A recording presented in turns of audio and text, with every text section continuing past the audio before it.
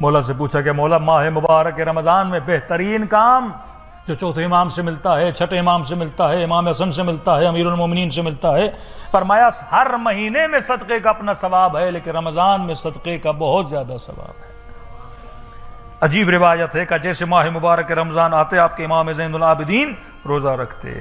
مولا کے غلام کہتے ہیں کہ ماہ مبارک میں ہم قربانی ذی الحج میں دیتے ہیں لیکن اہل بیت سب سے زیادہ قربانی ماہ مبارک رمضان میں دیتے تھے کہ جیسے روزہ آتا تھا، کوئی امام ڈیلی دیتا تھا، کوئی ونس ویک دیتا تھا، کہ امام خود بکرا منگواتے تھے، ابھی افطار ہوئی نہیں، دوپہر کو بکرا منگوا لیا، اسے ذبح کروا لیا اور کہا کہ اپنے ہاتھوں سے اس کی بوٹی بوٹی کرتے تھے۔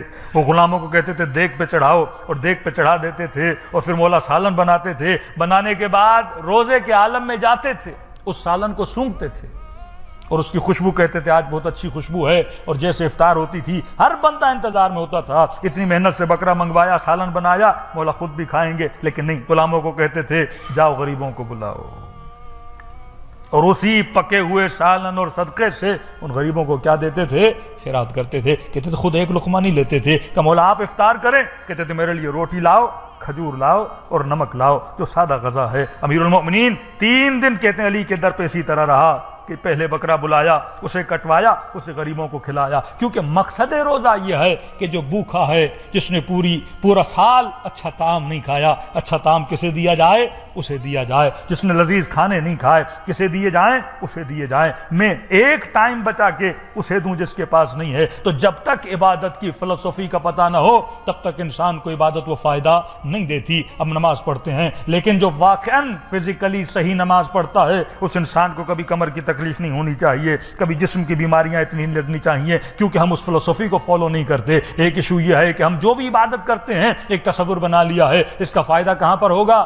آخرت میں ہوگا۔ نماز پڑھیں گے آخرت میں جنت ملے گی، روزہ رکھیں گے آخرت میں فائدہ ہوگا، مولانا وہاں حوریں اور غلماں ملیں گی، وہاں باغ و باغات ملیں گے۔ اب سوال یہ ہے اگر ساری عبادتوں کا فائدہ آخرت میں ہونا ہے تو جسم یہاں پہ محنت کیوں کر رہا ہے؟ اگر ساری عبادتوں کا فائدہ وہاں ہو رہا ہے پھر ہر نماز میں یہ کیوں کہتے ہو ربنا آتنا فی الدنیا حسنہ وفی الآخرۃ حسنہ؟ پہلے دنیا کو مانگتے ہو پھر آخرت کو مانگتے ہو۔ عجیب حسن قرآن ہے کہ 115 ٹائم قرآن میں لفظ دنیا آیا اور اتنی مرتبہ 115 ٹائم قرآن میں لفظ آخرت آیا ہے۔ مطلب خدا مومن کی دنیا کو بھی بنانا چاہتا ہے، مومن کی آخرت کو بھی بنانا چاہتا ہے۔ مومن کی دنیا بھی اچھی ہوتی ہے، مومن کی آخرت بھی اچھی ہوتی ہے۔ یہ نہیں کہ صرف تصور آخرت میں، اب صرف تصور آخرت دو گے تو نسلیں پھر دین سے کیا ہو جائیں گی؟